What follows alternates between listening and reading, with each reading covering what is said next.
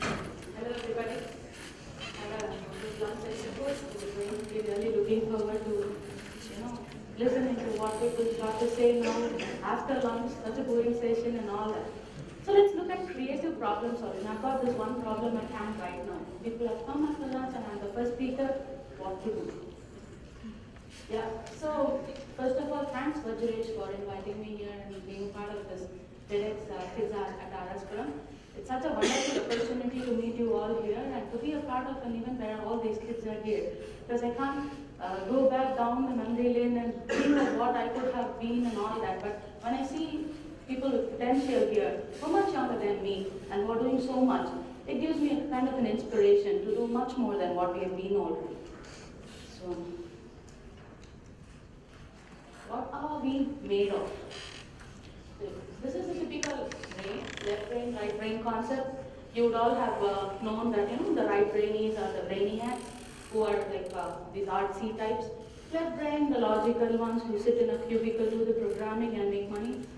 So, as we had a friend here who told that poets hardly make money. Rich poet is an oxymoron.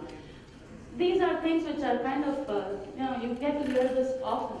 But then what we generally don't understand is, it is existing in the same brain. It's not like existing some 1 kilometer away. You've got your right brain, which is existing parallelly to the left, linked together, not even separately existing. So there is some kind of a connection between the two. So what we're going to be doing now is explore this connection and see what we're going to be talking about. People who've spoken much earlier than me today here have actually quoted a lot which you have known about creativity, problem solving, intelligences and all that.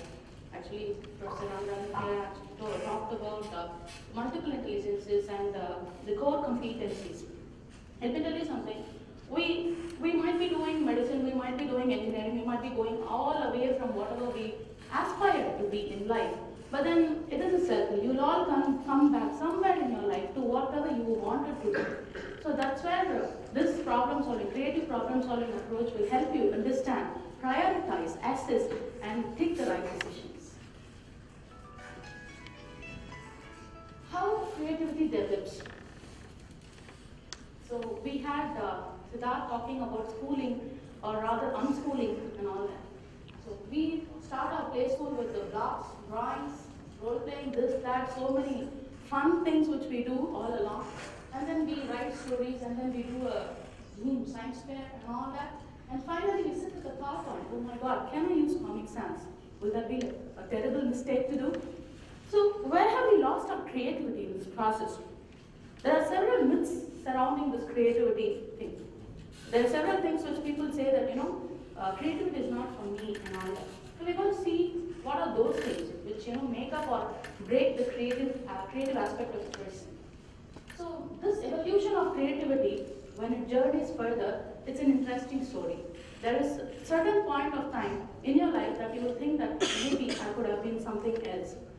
Now what I'm going to be drawing in the next, say, 14.25 minutes is that you would have to break down all those barriers, come back and probably rethink on how you could develop your creativity with your logical existence. Okay, there are two enemies here. I need not tell, the first one looks like a creative person, not organized, not very good looking. I've got too many things pondering at the same time. And here, this fantastic person here has one block. I'm trying to fit in where I have to have it in my brain so that it makes one complete whole. So these are the two enemies, critical thinking and creativity. How dare I can speak both these words in the same line? That's what many of you would be thinking.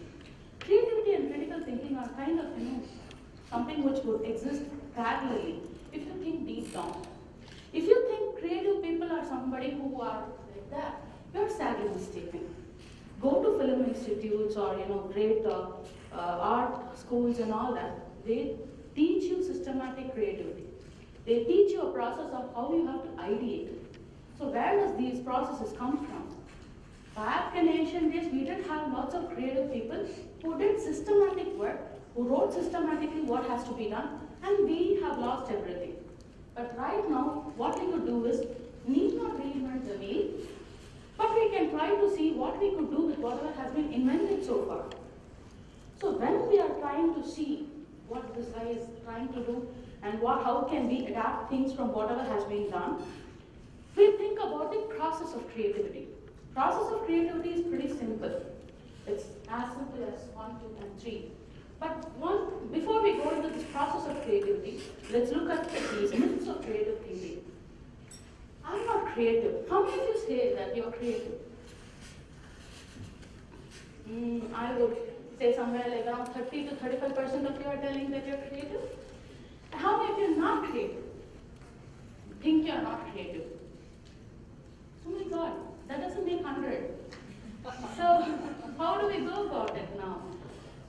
See, creativity is not something which is disastrous. Creativity is not something which can never happen to me type of a thing.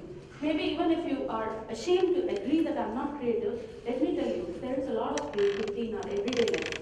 Right from phoning and telling your mama and papa that I'm on the way, I'm on this bridge in this right-hand side turning here, we use our creativity. Whereas we'll be sitting and happily chatting with our friends, right? And where else do we use creativity? While we are telling to our teachers, yesterday my great-grandfather's, this one, that one passed away, so I couldn't finish my request. We use that lot of times, right? So we are creative, it's not like we're not. Somewhere down the lane, we make it our everyday process, and then we forget that there is something called as creative. There is something called as creative. People are artsy. No offense meant. Not trying to tell that they are not artsy. They might be artsy. They might be these zany people who will be wearing all these jula bags and this and that and coming with long braids and telling that, I'm creative without even uttering a single word. But that's not that. Creative people need not be like that. They could be well dressed like any of us. So, as I told you, creativity is as simple as 1, 2, and 3. Understand the opportunity. I would never call anything as a problem. I call it as an opportunity. Understand the opportunity. Generate options. Prepare action plan. And you would be able to do creative thing, problem solving. Okay, we had speakers here earlier telling that, our colleges, our schools are kind of demolishing creativity, kind of breaking all these things and making us feel that we have to get through this rut called as education and finish it off and all that. I mean, not many schools are like that, but then there are few schools which does exist like that. But where does it stop you from being creative? You are your own product. You're not dependent on some school or your parents or anybody else from the environment from becoming creative, right? It's all in your mind. So all you have to do is start thinking that yes, I can be creative, or put together your thought process and think, okay, if I had not been creative all along, what I had been, from there we will start this journey. Okay, so let's understand the opportunity available. All the problems are opportunities, as I told you. So let's create an opportunity statement. So what should this opportunity statement be? And how could we develop a very original opportunity statement with an action plan? Say you want to go and woo a girl and propose to her. What would be the best way you would go and propose?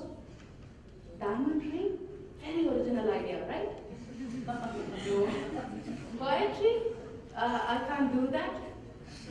Anything else? Maybe buy a Hallmark card and read through it, and something which is very original. I can say that I read through some hundreds of Hallmark cards and found this one thing which is just you. Right? That's what we all do. Okay. Trust me, nobody does that. Nobody goes through 100 Hallmark cards. First one on the rack, go, sign, give it, and say this. So you are creative. You are coming up with answers like this. So let's first understand the opportunities which is available for us. For these opportunities, we need to understand where we are going to go. Maybe you are a business person and you want to see that you want to create more opportunities in your business. Maybe you are a student and you want to increase your marks, or you're an inventor and you have come across some stumbling point in your invention. You have to make a statement. So that statement has to be broad, brief, and beneficial.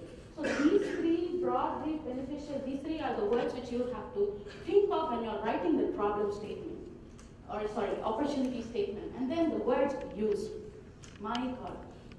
We cannot do this, can't be like this. How could we develop our creativity when there is so much of negativity in us?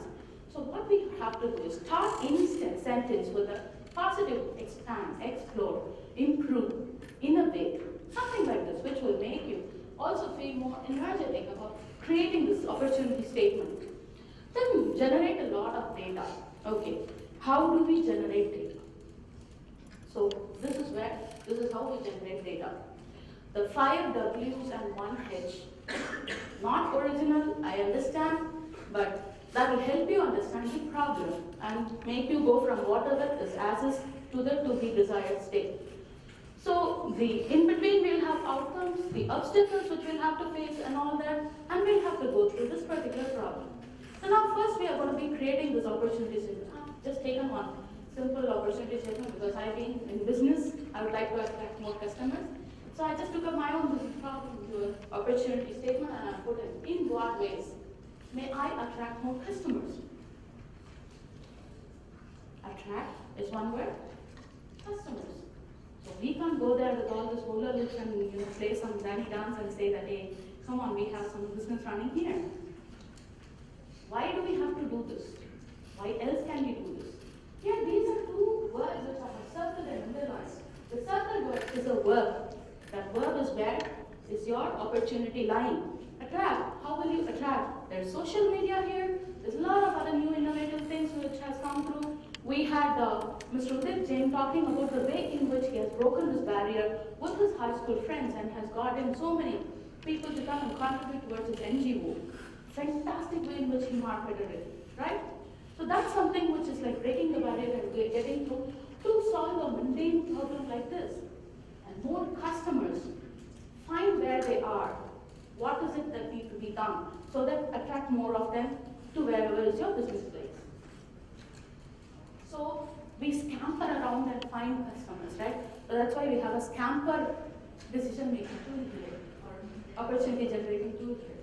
We have substitute, combine, adapt, modify or magnify, purpose, eliminate, and reverse or rearrange. Let's look at one example which portrays this way. This is scampering. Okay. First, when I looked at this picture in the book, my mind started scampering around and seeing where is this? What is it all leading to? There's so much of madness around. Then I understood this is one simple pencil we've got here. Does this have a LED light? Yes. Right? Nice view.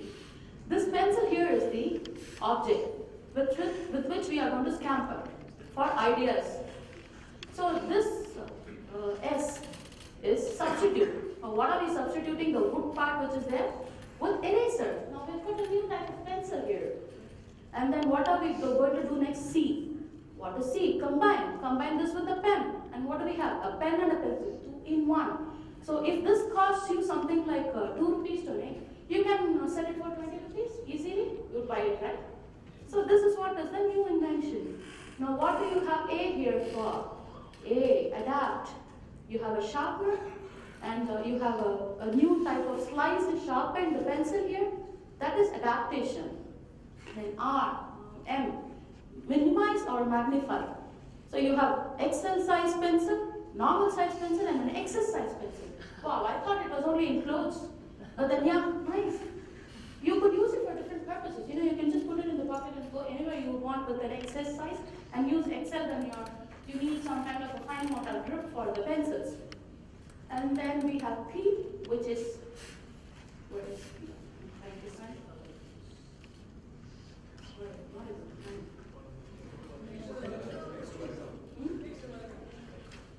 Oh yeah. At this stage I'm not able to see it. So purpose. What is the purpose of this particular pencil? Could it only be for writing? We can also put it for some other use, right? So that's what is this. We have made it, we are using it for some other thing. And then E, eliminate. Eliminate the wood and all that and then only use the lead and create a pen pencil. A mechanized pencil. And then reverse or what is it? Rearrange. So you have a different type of pencil, you have two types of pencils in one pencil, or reverse it and use it for some other purpose. So many different options and opportunities are available for you if at all you're going to be using it in the right way. So when we're finalizing it, we have to now, we've got so many ideas what we could do with a pencil. We're listing it out. We have like almost some 7-8 ideas. Now we have to finalize. So force fit ideas, focus on the best and prepare for action. Force fitting ideas is a fantastic thing. Okay, could you think of two different entities and connecting together to make a new product? Like maybe an alarm clock and a light bulb. Anybody? Yeah, tell me. That's fantastic. And also, you know, if there is no activity for some time and all that, it would sense it and switch off the light.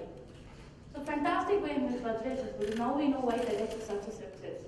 So we've got this force fit idea, forcing and fitting two things which are totally different from each other. Focus on the best idea. There's a way in which you could do this. And then prepare for action. This is a matrix. I don't know where the lines are from. Yeah, this is a matrix. There's a cost, there's an acceptance, time and space, which are the criteria based on which you will be doing the problem solving. We have all the options listed out here. With this tool, you will be able to prioritize and say, which is the idea which I need to focus on. And then we go to wherever we all want to be.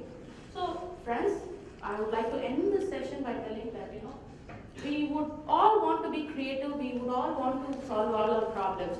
And it is very easy to do that if at all we are thinking through it and trying to fit our ideas into our bigger agenda and bigger goal.